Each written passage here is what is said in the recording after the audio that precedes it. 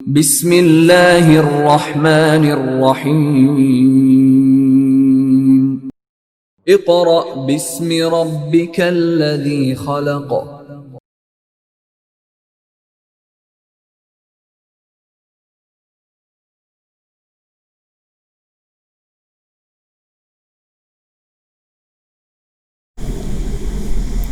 اعوذ باللہ من الشیطان الرجیم بسم اللہ الرحمن الرحیم۔ معزز والدین اور عزیز طلباء و طالبات، السلام علیکم۔ اسٹوڈنٹس آف کلاس 5، گزشتہ لیکچر میں ہم نے اسلامیات کا باب صوم سیرت طیبہ کا سبق نمبر 3 مساک مدینہ پڑھا تھا۔ آج ہم سبق نمبر 4 غزوہ بدر پڑھیں گے۔ کیا نام ہے؟ غزوہ بدر۔ غزوہ بدر، غزوہ کسے کہتے ہیں؟ سب سے پہلے ہم نے کیا پڑھنا ہے کہ غزوہ کسے کہتے ہیں؟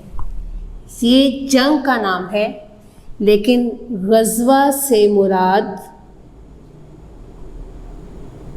وہ جنگ جس میں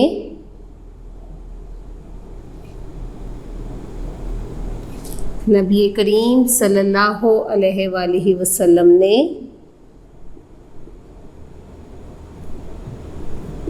خود شرکت کی ہو، خود شرکت فرمائی، یعنی ایسی جنگ جس میں نبی کریم صلی اللہ علیہ وآلہ وسلم خود شریک ہوئے، اسے غزوہ کہا جاتا ہے۔ اور بدر ایک جگہ کا نام ہے، بدر ایک جگہ کا نام ہے جہاں پر یہ غزوہ پیش آیا، جس مقام پر، جس جگہ پر یہ غزوہ پیش آیا اسے غزوہ بدر کہا جاتا ہے۔ تو اسٹوڈنٹس، فرسٹ آف آل آپ سب بچے اپنی کتاب نکالیں اور کتاب کا صفحہ نمبر 38 کھولیں۔ ہمارے پہلے دن کا کام ہے پڑھائی، یعنی ریڈنگ۔ پہلے دن کا کام کیا ہے؟ ریڈنگ۔ آپ سب بچے اپنی کتاب کا صفحہ نمبر 38 کھولیں۔ جی کھول لیا؟ اسٹوڈنٹس، آپ کے ہاتھ میں پینسلز ہونی چاہیے۔ جو مشکل الفاظ ہیں ان کو انڈر لائن کرتے جائیں اور ساتھ ساتھ اس کے معنی لکھتے جائیں۔ جی شروع کریں۔ مسلمان کفار مکہ کے مظالم سے تنگ آ کر ہجرت کر کے مدینہ منورہ میں امن و سکون کی زندگی بسر کرنے لگے۔ یعنی جب مسلمانوں پر مکہ مکرمہ میں بہت زیادہ ظلم و ستم ہوا اور جب وہ ان مظالم سے تنگ آ گئے تو کہاں انہوں نے ہجرت کی؟ مدینہ منورہ میں۔ اور جب مدینہ منورہ میں ہجرت کی تو وہ بہت امن و سکون کی زندگی بسر کرنے لگے، بہت پرسکون ہو گئے۔ کفار مکہ کو یہ بات گوارا نہ تھی۔ گوارا یعنی برداشت، گوارا برداشت،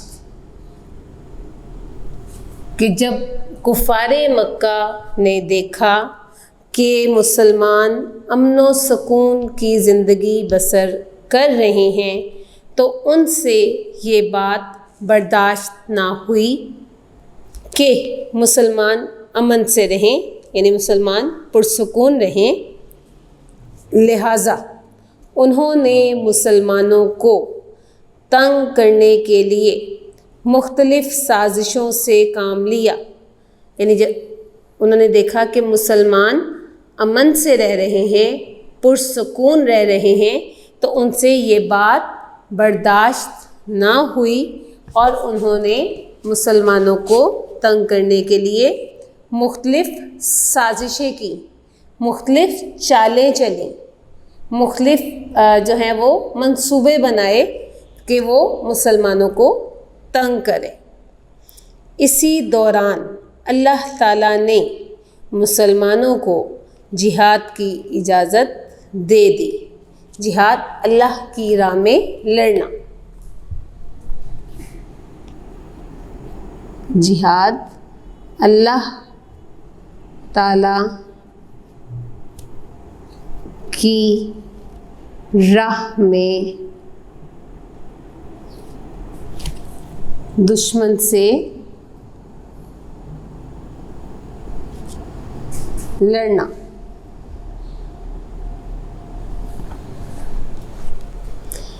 کہ مدینہ منورہ ہجرت کرنے کے بعد بھی کفار مکہ نے مسلمانوں کا پیچھا نہ چھوڑا، تو پھر اللہ تعالیٰ نے مسلمانوں کو جہاد کی اجازت دے دی۔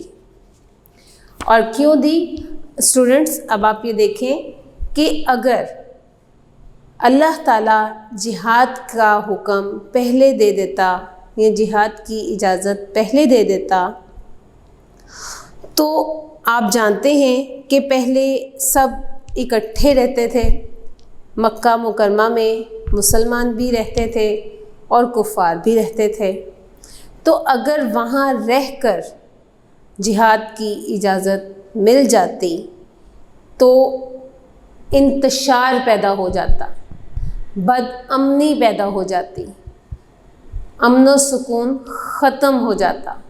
تو اللہ تعالیٰ کی ذات ایسا نہیں چاہتی، بلکہ اللہ تعالیٰ حکم دیتا ہے کہ امن و سکون سے معاملات کو طے کیا جائے۔ لیکن جب مسلمانوں نے ہجرت کر لی، مدینہ منورہ چلے گئے، لیکن وہاں بھی کفار مکہ نے ان کا پیچھا نہیں چھوڑا، تو پھر چونکہ وہ ایک الگ علاقے میں چلے گئے، کفار الگ ہو گئے، مسلمان الگ ہو گئے، تو پھر اللہ تعالیٰ نے باضابطہ طریقے سے مسلمانوں کو جہاد کی اجازت دی کہ آپ جہاد کریں اور اس کے لیے آپ اسلام کی راہ میں لڑیں، اور جو اسلام کے دشمن ہیں ان کو یا تو اسلام کی طرف لے کر آئیں یا ان کو ختم کر دیں۔ تو اس طرح پھر جب وہ کفار مکہ نے اپنی سازشیں شروع کیں اور مختلف چالیں چلیں، تو پھر اللہ تعالیٰ نے بھی مسلمانوں کو جہاد کی اجازت دے دی۔ اور 17 رمضان المبارک 2 ہجری کو بدر کا معرکہ مقام بدر میں پیش آیا، معرکہ جنگ۔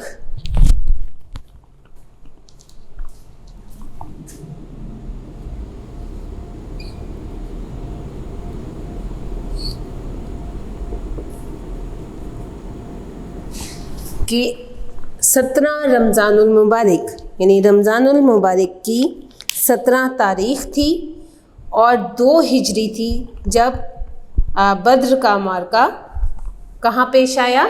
مقام بدر میں۔ کہاں پیش آیا؟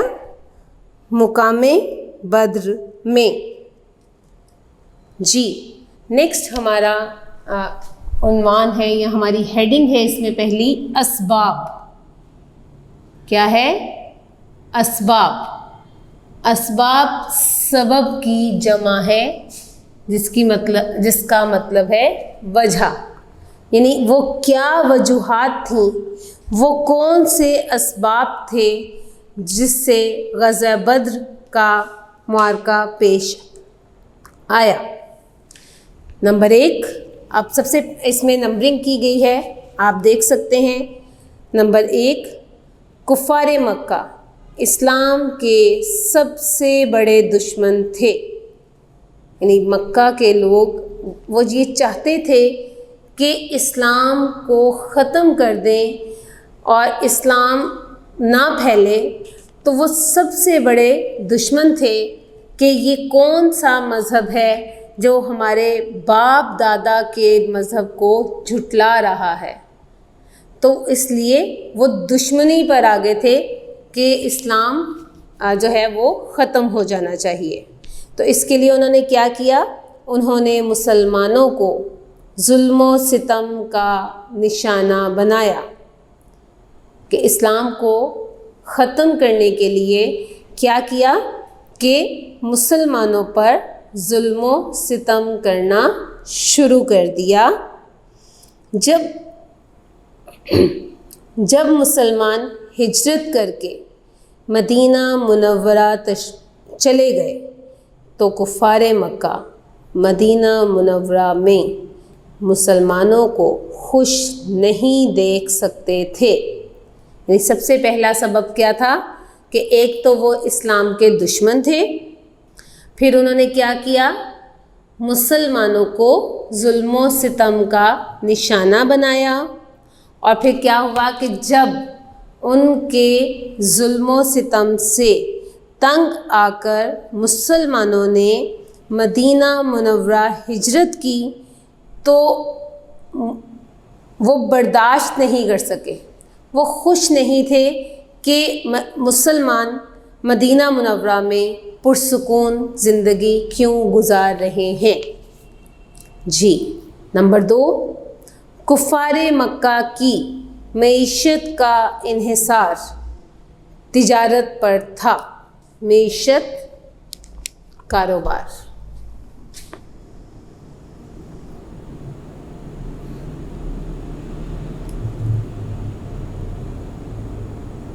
معیشت، کاروبار، انحصار، دار و مدار کہ کفار مکہ کا کاروبار کیا تھا؟ تجارت تھا، اور چونکہ مکہ میں رہنے والے مسلمانوں کا ذریعہ معاش بھی تجارت ہی تھا، تو انہیں کیا خطرہ ہوا؟ کفار مکہ کو خطرہ لاحق ہو گیا کہ اگر مسلمان طاقت میں آ گئے تو وہ ان کی تجارت کو نقصان پہنچائیں گے۔ اب کیا خطرہ تھا؟ انہوں نے یہ نہیں سوچا کہ وہ جس طرح تجارت کریں گے تو انہیں جو فائدہ ہوگا وہ ان کے ساتھ ہے۔ مسلمان بھی تجارت کرتے تھے، لیکن انہیں کیا خطرہ ہوا کہ یہ مضبوط ہو جائیں گے۔ جب تک مسلمان مکہ مکرمہ میں رہ رہے تھے ان کے اوپر اتنا ظلم کیا جاتا تھا کہ وہ اپنے کاروبار پر توجہ نہیں دے پاتے تھے۔ تو کفار مکہ کو یہ خطرہ لاحق ہو گیا، یعنی یہ خطرہ ان کے اندر بڑھ گیا کہ اب ان پر ظلم و ستم نہیں ہو رہا تو کیا ہوگا؟ مسلمان مضبوط ہو جائیں گے، مسلمان طاقت میں آ جائیں گے، اور جب وہ مضبوط ہوں گے، صحت مند ہوں گے، طاقت میں آئیں گے تو وہ زیادہ بہتر طریقے سے تجارت کر سکتے ہیں، تو اس طرح ان کی تجارت کم ہو جائے گی۔ تو انہیں کیا خطرہ ہوا تھا کہ ان کی تجارت کے طریقے سے زیادہ بہتر طریقہ مسلمان اپنائیں گے، تو اس طرح کفار مکہ کی تجارت متاثر ہوگی۔ نمبر 3، کفار مکہ کے ایک سردار نے مدینہ منورہ کے قریب ایک چراگاہ پر حملہ کر کے مسلمانوں کے مویشی پکڑ لیے، یعنی غزوہ بدر کا ایک سبب کیا تھا کہ مسلمانوں کے مویشی مدینہ منورہ کے قریب ایک چراگاہ میں چر رہے تھے کہ کفار مکہ کے ایک سردار نے اپنے لوگوں کے ساتھ حملہ کر کے وہ مویشی پکڑ لیے۔ نمبر 4، غزوہ بدر کی فوری وجہ ابو سفیان کا تجارتی قافلہ بنا، یعنی جو فوراً یہ تو مختلف اسباب تھے، لیکن جو فوری سبب تھا یعنی جس کے فوراً بعد غزوہ بدر کا معرکہ پیش آیا، وہ کیا تھا؟ ابو سفیان کا تجارتی قافلہ جو شام سے مال تجارت کے ساتھ واپس لوٹ رہا تھا۔ جب یہ قافلہ مدینہ منورہ کے قریب پہنچا تو ابو سفیان کو خوف ہوا کہ کہیں مسلمان قافلے کو لوٹ نہ لیں، اس لیے اس نے مدد کے لیے مکہ پیغام بھیجا۔ فوری سبب کیا تھا کہ ابو سفیان اپنا تجارتی قافلہ لے کر مکہ مکرمہ لوٹ رہا تھا، اور جب وہ مدینہ منورہ کے قریب پہنچا تو اسے خوف ہوا۔ اب یہ خوف کیوں ہوا؟ کیونکہ انہوں نے بھی یہی کام کیا کہ اچانک حملہ کر کے مسلمانوں کے مویشی پکڑ لیے، تو ابو سفیان کو بھی یہ خطرہ ہوا کہ جیسے ہم نے بتائے بغیر حملہ کیا اور ان کو نقصان پہنچانے کی کوشش کی، تو کہیں ایسا نہ ہو کہ مسلمان بھی ہم پر بتائے بغیر حملہ کر دیں۔ تو اس وجہ سے اس نے کیا کیا؟ اس نے مدد کے لیے مکہ پیغام بھیجا کہ مجھے مسلمانوں سے خطرہ ہے، میری مدد کے لیے پہنچو۔ تو اس پر کیا ہوا؟ اس پر 1000 کا لشکر مدینہ منورہ کی طرف مسلمانوں پر حملہ کرنے کے لیے روانہ ہو گیا۔ یعنی اہل قریش نے یا قریش مکہ نے کیا کیا کہ فوراً 1000 افراد کا یا 1000 ان کے جو جنگجو تھے ان کا لشکر مدینہ منورہ کی طرف روانہ کیا تاکہ وہ مسلمانوں پر حملہ کر دیں۔ کہ یعنی ان کے ذہن میں کیا تھا کہ مسلمانوں کے حملے سے پہلے ہم مسلمانوں پر حملہ کر دیں تاکہ وہ ہمیں کوئی نقصان نہ پہنچا سکیں۔ ٹھیک ہے اسٹوڈنٹس، اب آپ دیکھیں اس میں مختصر سوالات بھی بن سکتے ہیں اور MCQs بھی بن سکتے ہیں۔ ایک سوال آپ یہ بنا سکتے ہیں، کفار مکہ کو کیا بات گوارا نہ تھی؟ اس کے بعد آپ سوال بنا سکتے ہیں، بدر کا واقعہ کب پیش آیا؟ MCQs بنا سکتے ہیں، کفار مکہ کی معیشت کا انحصار تھا، کس پر تھا؟ زراعت، صنعت یا تجارت۔ غزوہ بدر کی فوری وجہ کیا تھی؟ اس کے بعد کتنے ہزار کا لشکر مسلمانوں پر حملہ کرنے کے لیے روانہ ہو گیا؟ یہ آپ کو میں نے پیٹرن بتایا ہے کہ آپ کس طرح ریڈنگ میں سے MCQs اور شارٹ کویسچنس بنا سکتے ہیں. اس کے علاوہ بھی اگر آپ بنانا چاہیں تو بنا لیں. نیکسٹ ہماری ہیڈنگ ہے واقعات.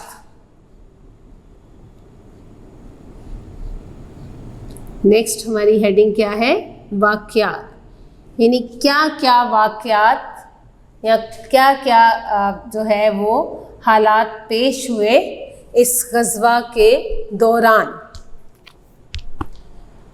رسول اللہ صلی اللہ علیہ وآلہ وسلم کو جب کفار مکہ کے لشکر کی آمد کی خبر ہوئی تو آپ صلی اللہ علیہ وآلہ وسلم کفار کا راستہ روکنے کے لیے بدر کی طرف روانہ ہوئے. یعنی جب نبی کریم صلی اللہ علیہ وآلہ وسلم کو خبر ہوئی کہ کفار مکہ کا ایک لشکر مسلمانوں پر حملہ کرنے کے لیے آ رہا ہے تو آپ صلی اللہ علیہ وآلہ وسلم ان کا راستہ روکنے کے لیے روانہ ہو گئے. یعنی انہیں شہر کے اندر آنے سے روکا. اور کس مقام پر گئے؟ بدر کی طرف. بدر ایک میدان ہے، ایک جگہ ہے جہاں یہ معرکہ پیش آیا. اس وقت آپ صلی اللہ علیہ وآلہ وسلم کے ساتھ 313 مجاہدین تھے.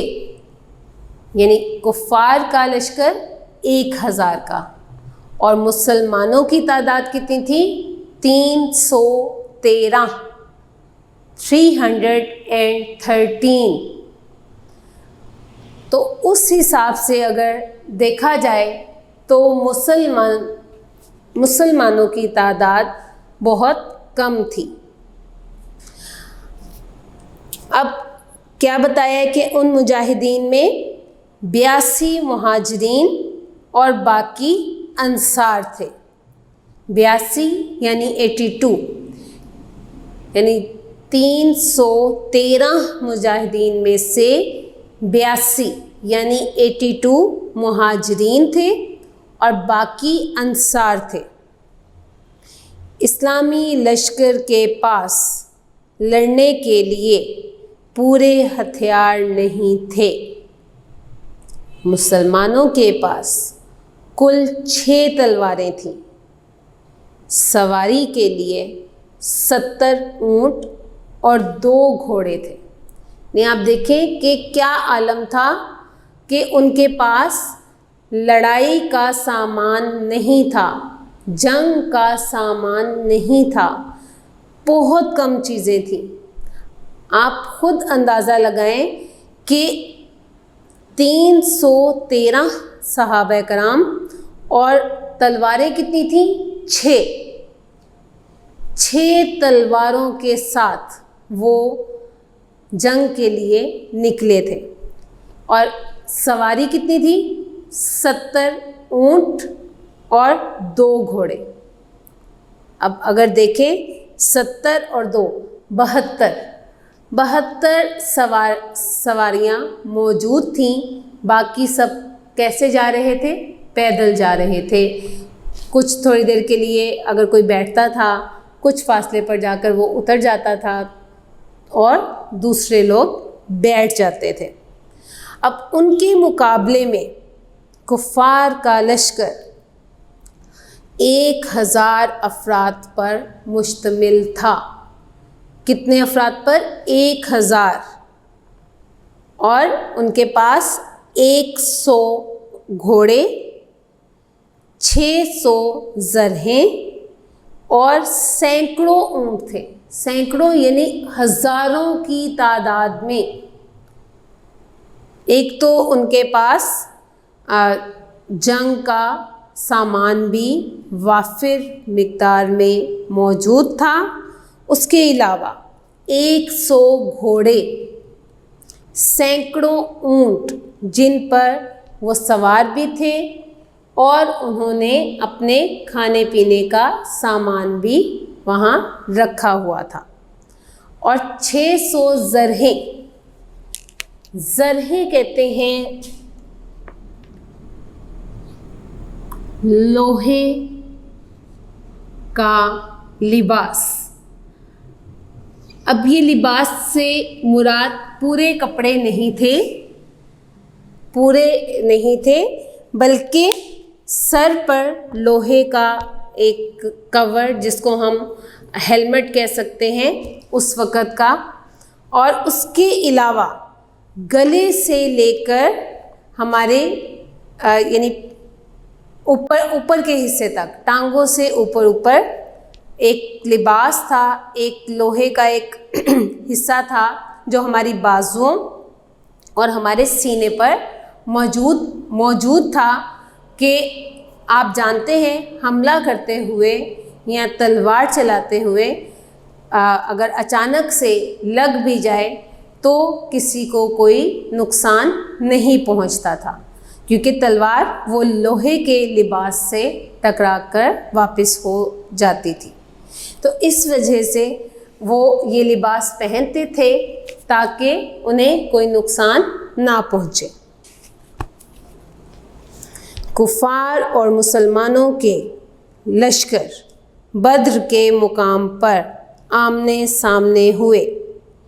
लड़ाई से एक रात पहले अल्लाह ताला ने मूसलाधार बारिश बरसाई, जिससे मुजाहिदीन ताज़ा दम हो गए।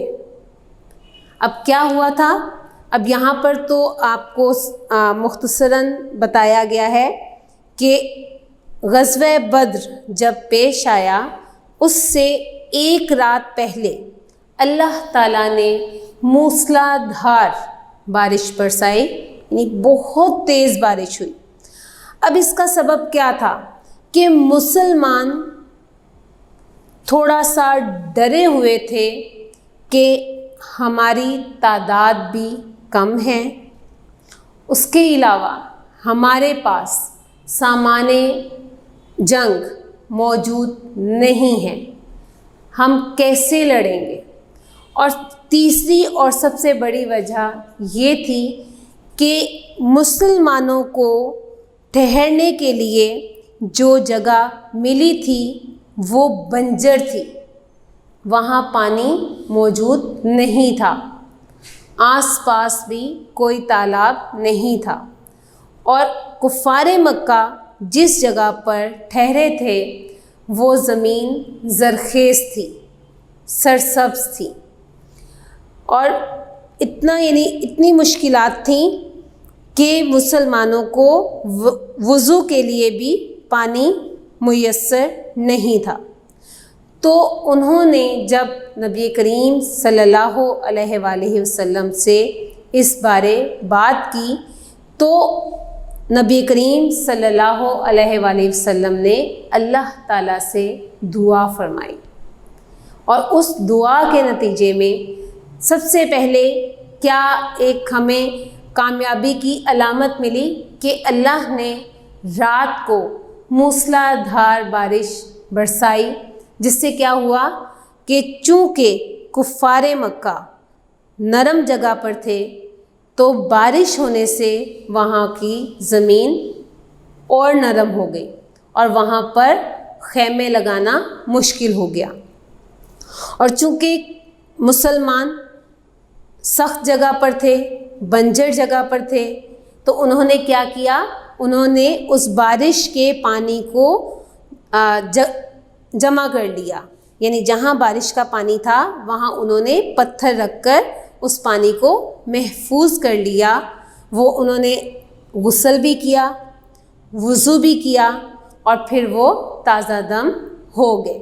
तो ये एक निशानी थी अल्लाह ताला की तरफ से मुसलमानों की कामयाबी की। उसी रात रसूलुल्लाह सल्लल्लाहु अलैहि वसल्लम अल्लाह ताला से कामयाबी की दुआएं करते रहे कि उसी रात क्या जब बारिश हुई, नबी करीम सल्लल्लाहु अलैहि वसल्लम अल्लाह ताला से कामयाब होने की दुआएं करते रहे। जी स्टूडेंट्स, ये आपका पहले दिन का काम مکمل ہو گیا ہے۔ اس میں ہم نے جتنی ریڈنگ کی ہے وہ آپ نے اس کو اچھی طرح پڑھنا ہے۔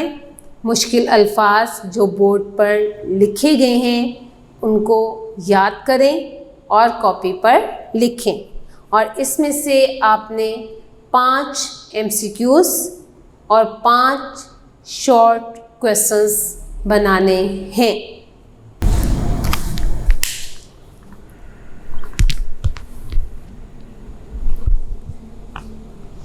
جی اسٹوڈنٹس، اب ہم اپنا دوسرے دن کا کام شروع کریں گے۔ دوسرے دن کا کام آپ کی پڑھائی ہے۔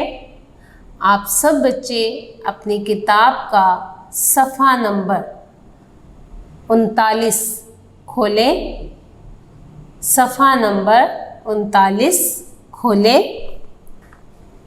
ہم اپنی باقی ریڈنگ مکمل کریں گے۔ جی کھول لیا،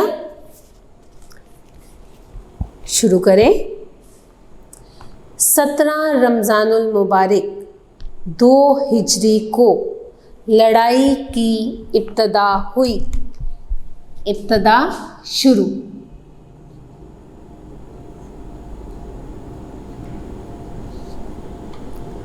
ابتدا شروع کہ 17 رمضان المبارک 2 ہجری کو لڑائی شروع ہوئی۔ کفار کی جانب سے عتبہ، اس کا بھائی شیبہ اور اس کا بیٹا ولید بن عتبہ مسلمانوں سے لڑنے کے لیے نکلے۔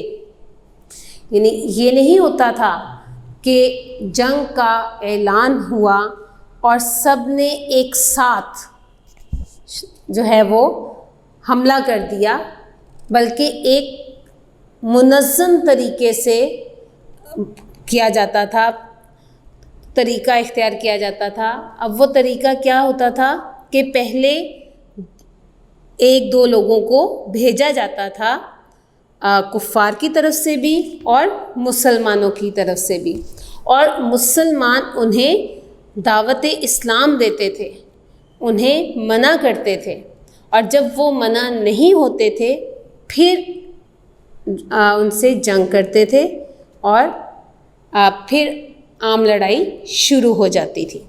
تو اسی طرح کیا ہوا کہ کفار کی جانب سے 3 لوگ آئے، ایک عتبہ، اس کا بھائی شیبہ اور عتبہ کا بیٹا ولید، وہ مسلمانوں سے لڑنے کے لیے آگے آئے۔ مسلمانوں کی جانب سے حضرت علی رضی اللہ تعالیٰ عنہ، حضرت حمزہ رضی اللہ تعالیٰ عنہ اور حضرت عبیدہ بن حارث رضی اللہ تعالیٰ عنہ ان کا مقابلہ کرنے کے لیے نکلے، اور جلد ہی ان تینوں کافروں کو قتل کر دیا۔ کہ ان کی طرف سے 3 افراد آئے اور ادھر سے کس نے جو ہے وہ مقابلہ کیا؟ حضرت علی رضی اللہ تعالیٰ عنہ، حضرت حمزہ رضی اللہ تعالیٰ عنہ اور حضرت عبیدہ بن حارث رضی اللہ تعالیٰ عنہ۔ وہ مقابلے کے لیے آگے آئے اور انہوں نے ان تینوں کو قتل کر دیا۔ اس کے بعد عام جنگ شروع ہو گئی، یعنی کوشش کر کے دیکھی کہ جنگ کی نوبت نہ آئے، لیکن جب وہ نہیں مانے تو اس کے بعد عام جنگ شروع ہو گئی۔ مسلمانوں نے بڑی بہادری کا مظاہرہ کیا، یعنی بہت بہادری دکھائی۔ یہ نہیں محسوس ہونے دیا کہ ان کے پاس سامان جنگ نہیں ہے۔ بالآخر مسلمانوں کو کامیابی ملی کہ مسلمان کامیاب ہو گئے۔ اس جنگ میں فرشتوں کے ذریعے اللہ تعالیٰ نے مسلمانوں کی غیبی مدد کی۔ غیبی یعنی چھپ کر، چھپی ہوئی، کہ اس جنگ میں کامیابی کی وجہ کیا تھی کہ اللہ تعالیٰ نے فرشتوں کے گروہ بھیجے تھے مسلمانوں کی مدد کرنے کے لیے، تو اس طرح مسلمانوں کو کامیابی ملی۔ ابو جہل جو کفار کے لشکر کی قیادت کر رہا تھا، قیادت کہتے ہیں رہنمائی،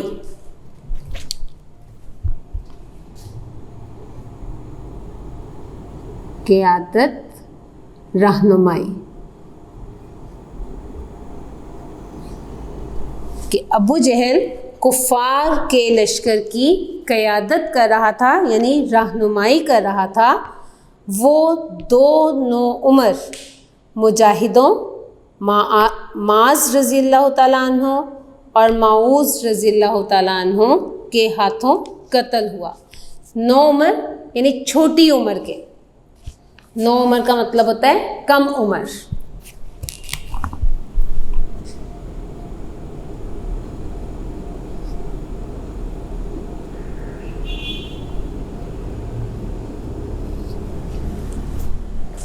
کہ ان کی عمر بہت کم تھی، لیکن ان بچوں نے بھی دشمنوں کا مقابلہ کیا اور ابو جہل کو قتل کیا۔ اس لڑائی میں 70 کافر مارے گئے، جن میں ان کے بڑے بڑے سردار بھی تھے۔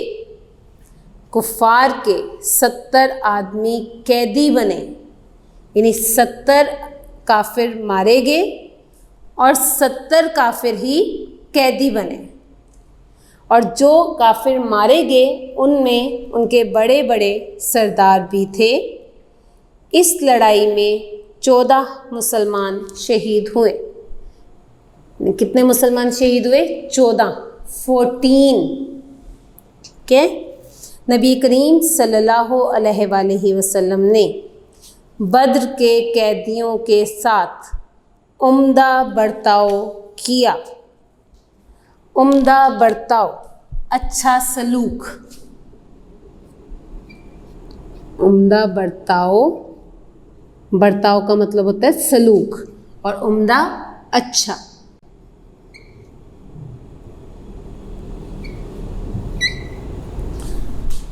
کہ نبی کریم صلی اللہ علیہ وآلہ وسلم نے ان قیدیوں یعنی کفار کے ساتھ اچھا سلوک کیا۔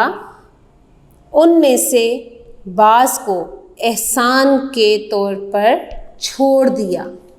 احسان یعنی نیکی کے طور پر، یعنی ہو سکتا ہے وہ بچے ہوں یا زیادہ بوڑھے ہو چکے ہوں، ہم نہیں جانتے کہ کیا معاملہ تھا، لیکن نیکی کے طور پر کچھ قیدیوں کو چھوڑ دیا گیا۔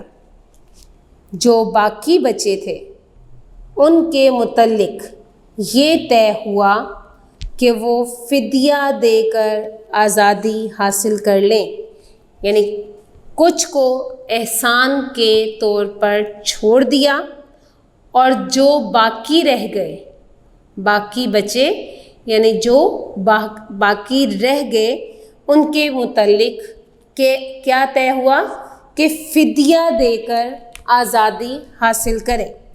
فدیہ کسے کہتے ہیں؟ آج کل کی زبان میں ہم اسے ٹیکس کہتے ہیں،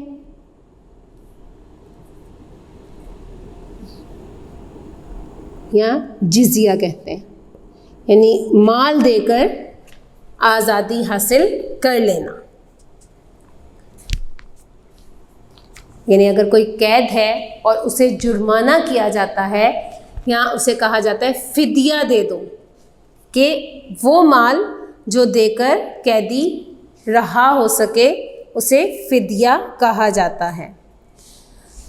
تو کیا کہا کہ یا تو فدیہ دے کر آزادی حاصل کر لیں، اور جو فدیہ نہیں دے سکتے وہ 10 مسلمان بچوں کو لکھنا پڑھنا سکھا دیں اور آزادی حاصل کر لیں۔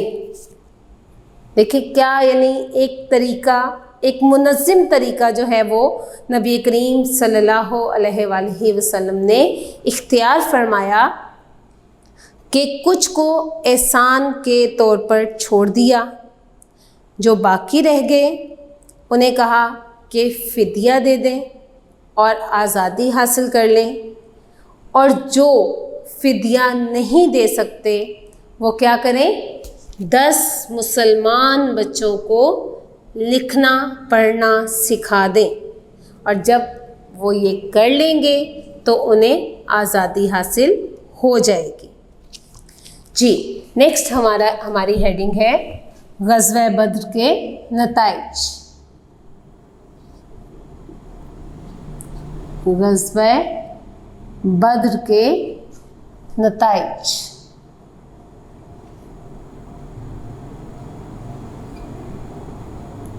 کہ جب یہ معرکہ پیش آیا تو اس کے کیا نتیجے نکلے، کیا اس سے ہمیں جو ہے وہ فائدہ ہوا، یہ ہم اس میں پڑھیں گے۔ نمبر 1، غزوہ بدر حق و باطل کا معرکہ تھا۔ باطل کسے کہتے ہیں؟ کفر کو، جھوٹ کو۔ باطل کفر یا جھوٹ۔ تو غزوہ بدر کس کا معرکہ تھا؟ حق اور باطل کا۔ حق کہتے ہیں سچ، یعنی سچ اور جھوٹ کا معرکہ تھا، یعنی جنگ تھی، جس میں حق کو کامیابی ملی اور باطل ناکام ہوا، یعنی سچ جیت گیا اور جھوٹ کو ہار ہوئی۔ نمبر 2، غزوہ بدر میں کفار مکہ کا غرور خاک میں مل گیا اور ان کے زوال کی ابتدا ہوئی۔ کہ غزوہ بدر پیش آنے کے بعد کفار مکہ کا غرور، ان کا تکبر خاک میں مل گیا، یعنی ختم ہو گیا۔ ان کو غرور تھا کہ ان پر کوئی غالب نہیں آ سکتا، وہ بہت طاقتور ہیں، انہیں کوئی نہیں ہرا سکتا۔ تو ان کے اس غرور کو اللہ تعالیٰ نے خاک میں ملا دیا اور ان کے زوال کی ابتدا ہوئی، یعنی وہ زوال پذیر ہونا شروع ہو گئے۔ نمبر 3، غزوہ بدر میں کامیابی کے بعد اسلام تیزی سے پھیلنے لگا۔ یعنی جب غزوہ بدر کا واقعہ پیش آیا تو مسلمانوں کی طاقت کا رعب لوگوں کے دلوں میں بیٹھ گیا اور اسلام تیزی سے پھیلنے لگا، یہاں تک کہ مسلمانوں کے اندر بھی جوش اور جذبہ پیدا ہوا کہ ہم اسلام کی تبلیغ کر سکتے ہیں اور ہمیں کوئی مشکل پیش نہیں آئے گی۔ نمبر 4، غزوہ بدر میں مسلمانوں کو کامیابی اللہ تعالیٰ نے فرشتوں کے ذریعے دلائی۔ کہ یہ بھی نتیجہ ہے کہ تعداد بہت کم تھی، سامان جنگ موجود نہیں تھا، تو کیا ہوا کہ اللہ تعالیٰ نے فرشتوں کے ذریعے مسلمانوں کو کامیاب کیا تھا، تو یہ بھی نتیجہ ہے۔ جی غزوہ بدر سے ہمیں یہ سبق ملتا ہے کہ اللہ تعالیٰ پر مکمل بھروسہ کرنا چاہیے اور خلوص نیت کے ساتھ اللہ تعالیٰ کے دین کا کام کریں۔ اللہ تعالیٰ اپنے بندوں کو مشکل میں تنہا نہیں چھوڑتا بلکہ ان کی مدد کرتا ہے۔ یعنی ہم نے یہ غزوہ بدر پڑھا ہے، اس میں ہمیں کیا سبق ملتا ہے کہ ہمیں اللہ تعالیٰ پر مکمل بھروسہ کرنا چاہیے، یقین رکھنا چاہیے کہ اگر ہم اللہ تعالیٰ سے مدد مانگ رہے ہیں تو اللہ تعالیٰ کی ذات ہماری مدد ضرور کرے گی، اور جو بھی کام کرے وہ خلوص نیت کے ساتھ کریں، سچی نیت کے ساتھ کریں۔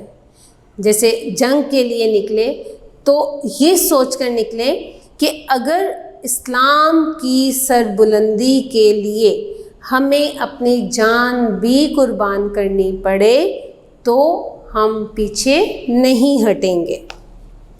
کیوں؟ کیونکہ جب ہم اللہ تعالیٰ سے مدد مانگتے ہیں تو اللہ تعالیٰ ہماری مدد ضرور کرتا ہے اور کبھی بھی اپنے بندوں کو مشکل میں تنہا نہیں چھوڑتا۔ تنہا یعنی اکیلا، کبھی بھی اکیلا نہیں چھوڑتا بلکہ ان کی مدد کرتا ہے۔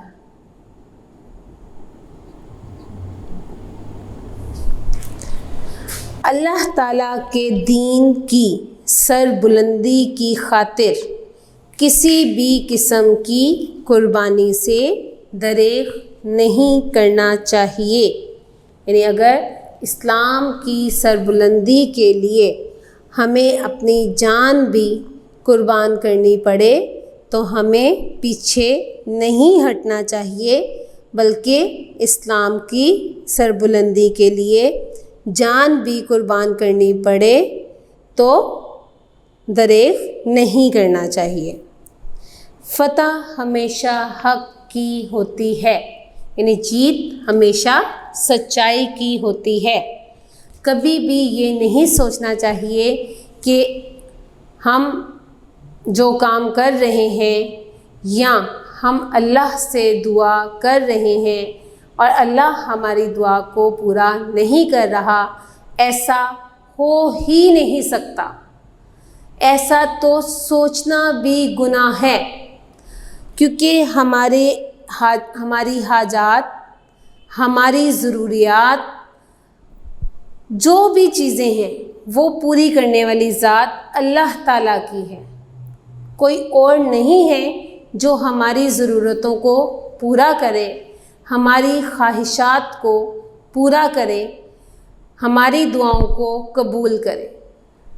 ہماری خواہشات، ہماری دعائیں پوری کرنے والی ذات اللہ تعالیٰ کی ہے۔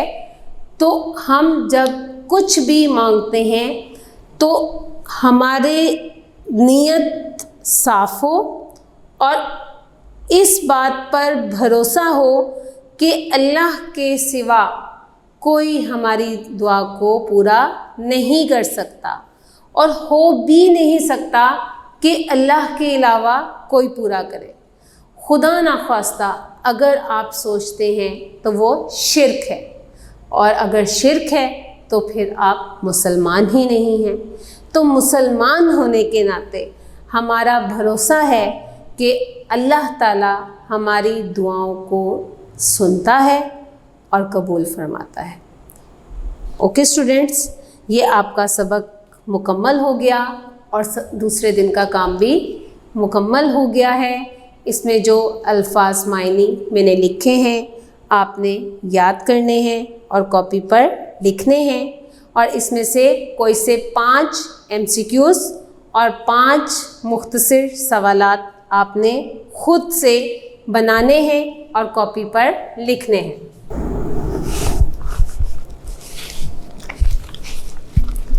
جی اسٹوڈنٹس، اب ہم اپنا تیسرے دن کا کام شروع کریں گے۔ تیسرے دن کا کام مشق ہے۔ آپ سب بچے اپنی کتاب کا صفحہ نمبر 40 کھولیں۔ ہمارا پہلا سوال ہے مختصر جواب دیں۔ کیا سوال ہے؟ مختصر جواب دیں۔ آپ سب کے ہاتھ میں پینسلز ہونی چاہیے۔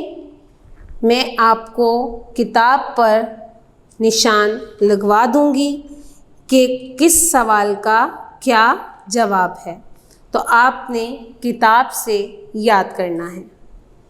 پہلا سوال ہے غزوہ بدر کب اور کہاں پیش آیا؟ غزوہ بدر کب اور کہاں پیش آیا؟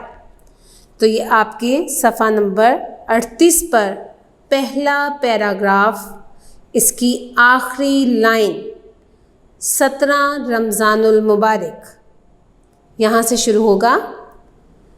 17 رمضان المبارک 2 ہجری کو بدر کا معرکہ مقام بدر میں پیش آیا۔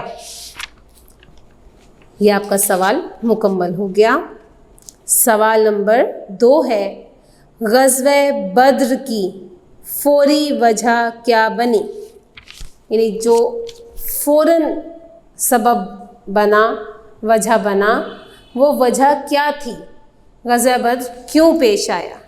تو یہ آپ نے اسباب میں نمبر 4، اسباب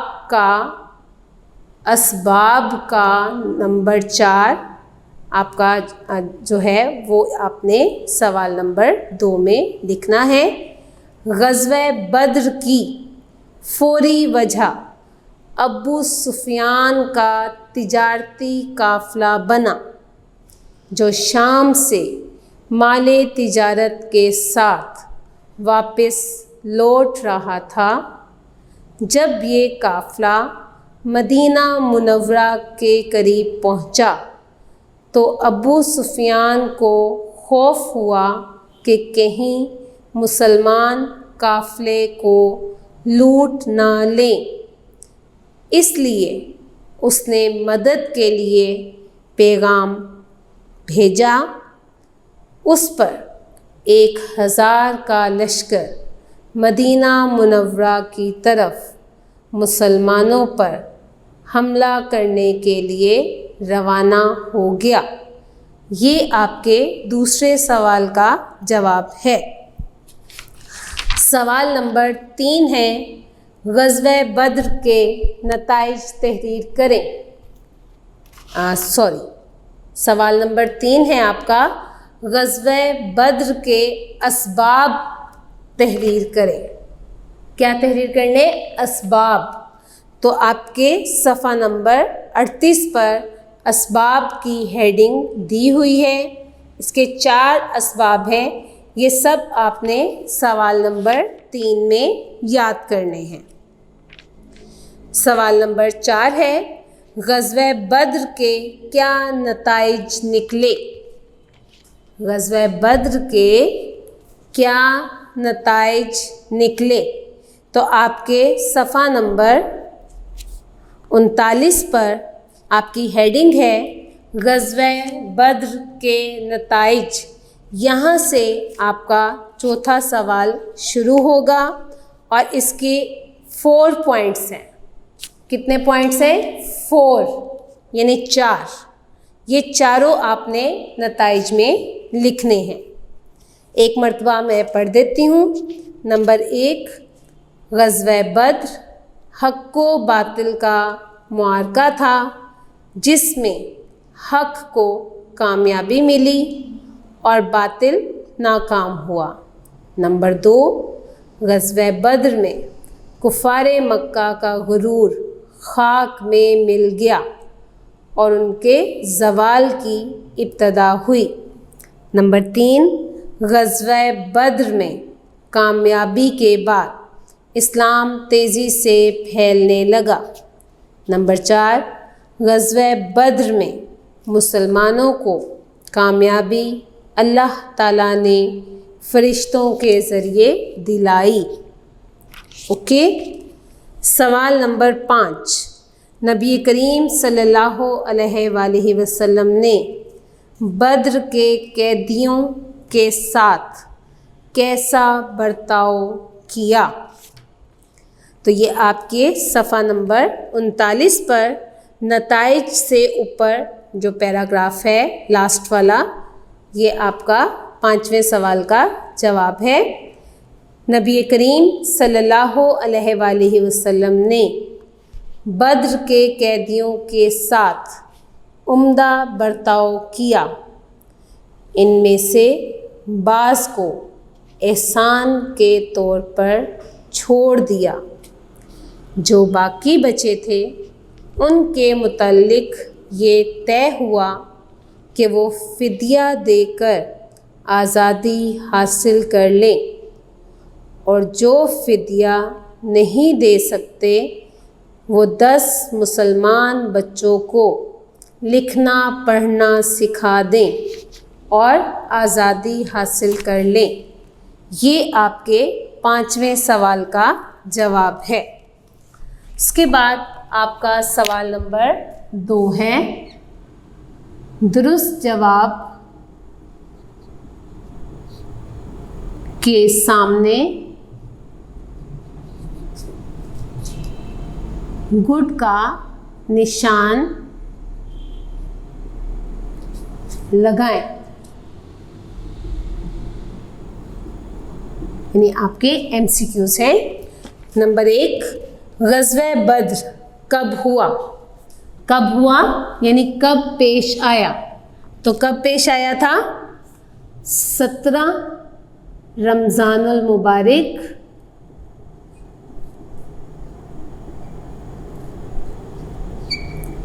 2 ہجری۔ تو جہاں یہ لکھا ہے آپ نے اس کے اوپر ٹک کر دینا ہے۔ نمبر 2، کفار مکہ کی زیادہ تر تجارت کس ملک سے ہوتی تھی؟ کس ملک سے ہوتی تھی؟ شام۔ شام۔ تو جہاں لکھا ہے وہاں آپ نے ٹک کر دینا ہے۔ نمبر 3، غزوہ بدر میں مسلمانوں کا لشکر کتنے افراد پر مشتمل تھا؟ مسلمانوں کا لشکر کتنے افراد تھے؟ جی 313۔ نمبر 4، بدر کی لڑائی میں کتنے کافر مارے گئے؟ کتنے کافر مارے گئے تھے؟ 70۔ کتنے کافر مارے گئے تھے؟ 70۔ تو جہاں یہ لکھا ہے آپ نے ٹک کر دینا ہے۔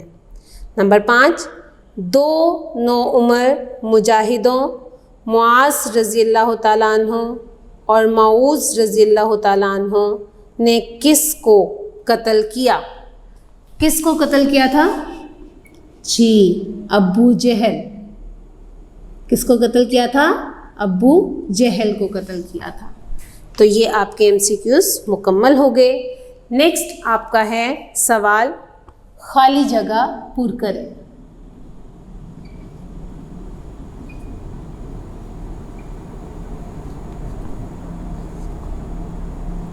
خالی جگہ پر کریں۔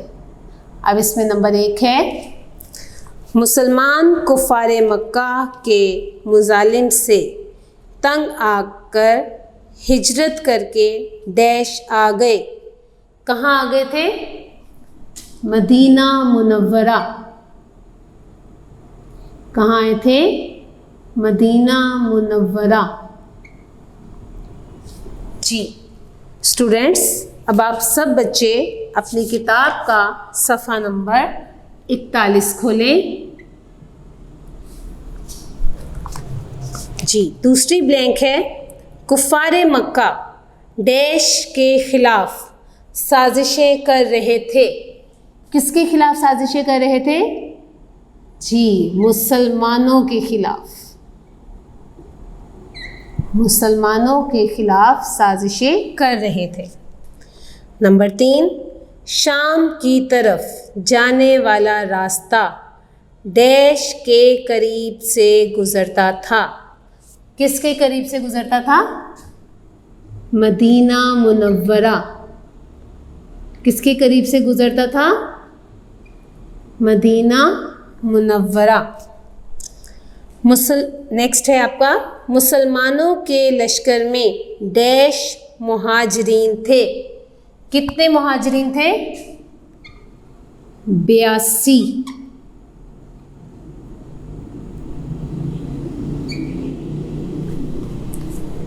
نیکسٹ ہے، فتح ہمیشہ ڈیش کی ہوتی ہے۔ کس کی ہوتی ہے؟ حق کی۔ فتح کس کی ہوتی ہے؟ ہمیشہ حق کی ہوتی ہے۔ تو یہ آپ کی بلینکس مکمل ہو گئی۔ نیکسٹ آپ کا سوال ہے، درست جملوں